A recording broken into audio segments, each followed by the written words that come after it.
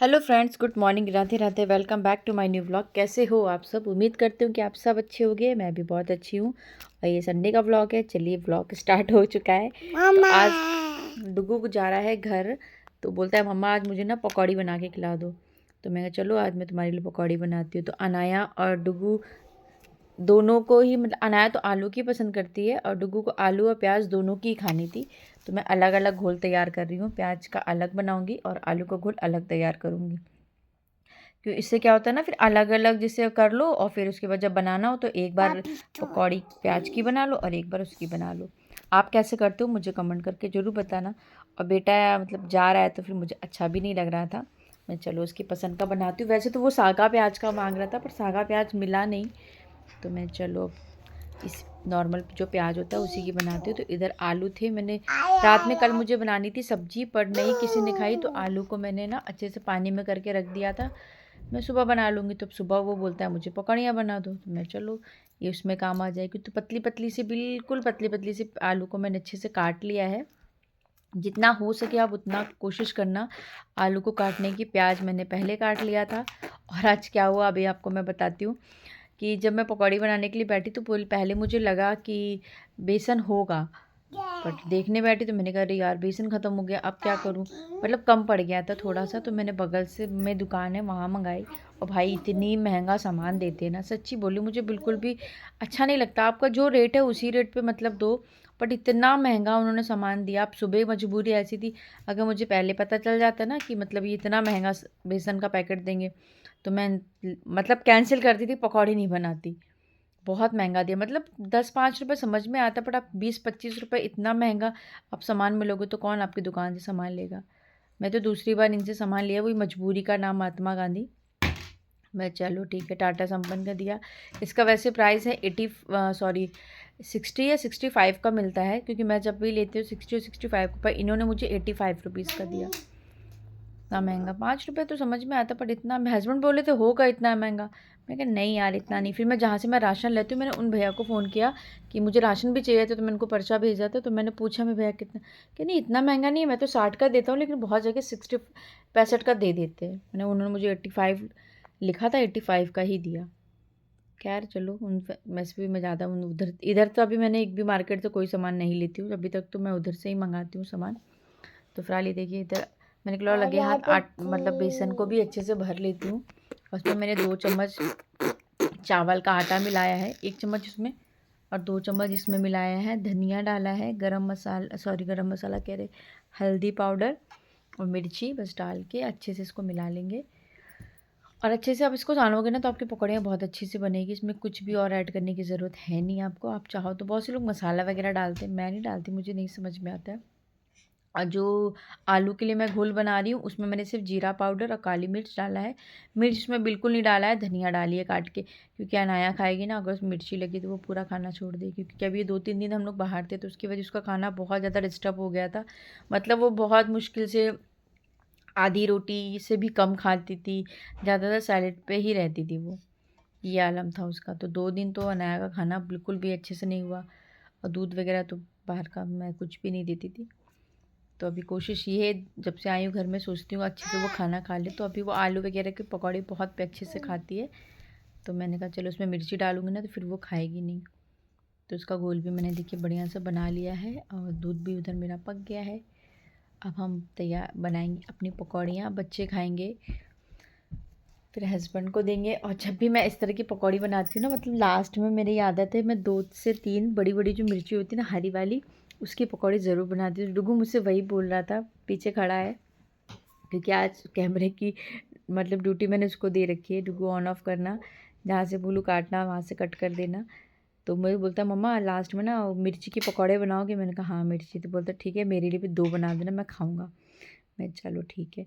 तो मैंने कहा पहले ना आलू की निकाल के एक बार अनाया को दे देती हूँ, अनाया खा लेंगी, क्योंकि अनाया खाने में बहुत धीमे धीमे खाती है। उसके बाद फिर सब खाएंगे, तब तक मेरी उधर चाय भी बन जाएगी।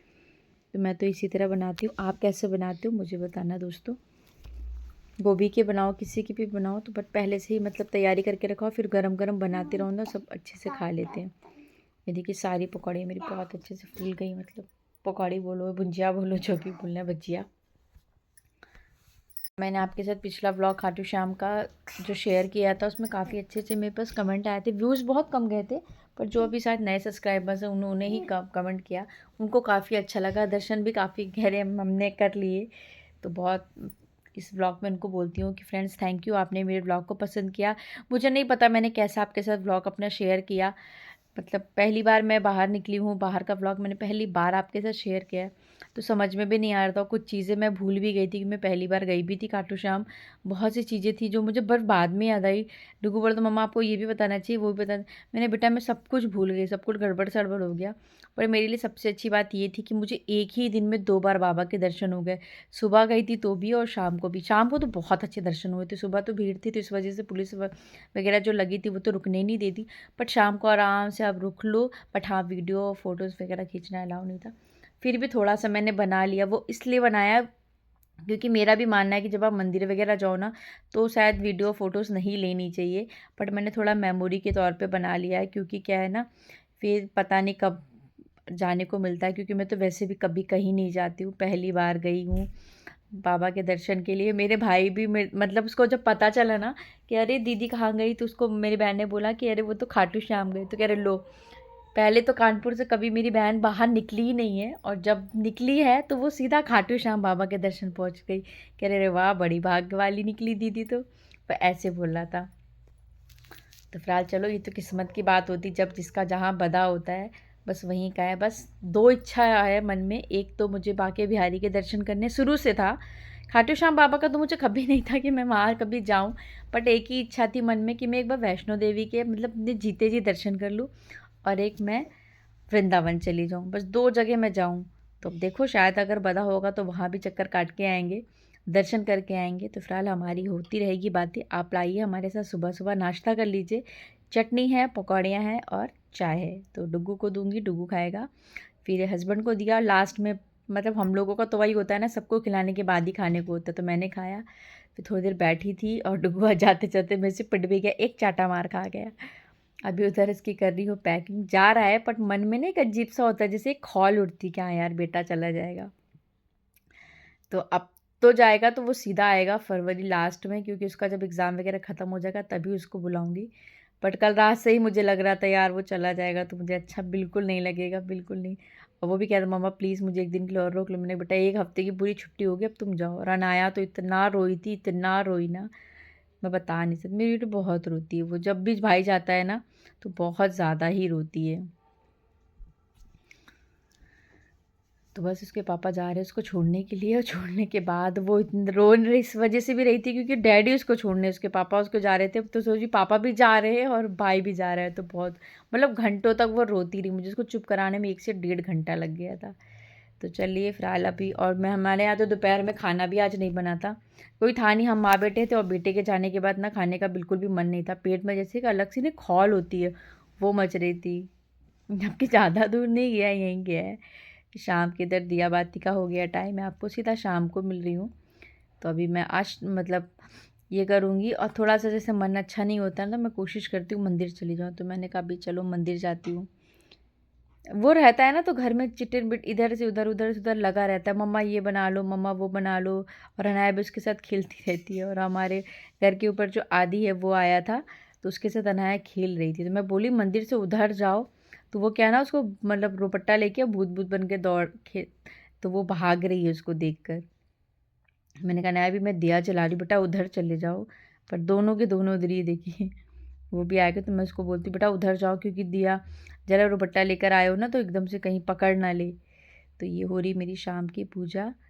और आजकल तो मेरे पूजा का टाइमिंग मैंने थोड़ा सा बदल लिया, जैसे 6:30 का हो गया है, क्योंकि अब ना थोड़ा 6:30 तक अंधेरा रहता है। आपका क्या टाइमिंग है मुझे ज़रूर बताना दोस्तों, और मेरा व्लॉग आपको कैसा लग रहा है वो भी बताना। और ये आटा मतलब जाने से पहले हमने इसको पिसवा के रखा था, पर टाइम ही नहीं मिला भरने का।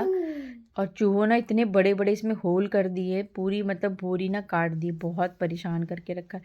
फ्रिज के बाद इतना सारा आटा गिराया हुआ है ना, मैं आपको क्या बताऊं। तो टंकी वगैरह तो धोई थी मैंने,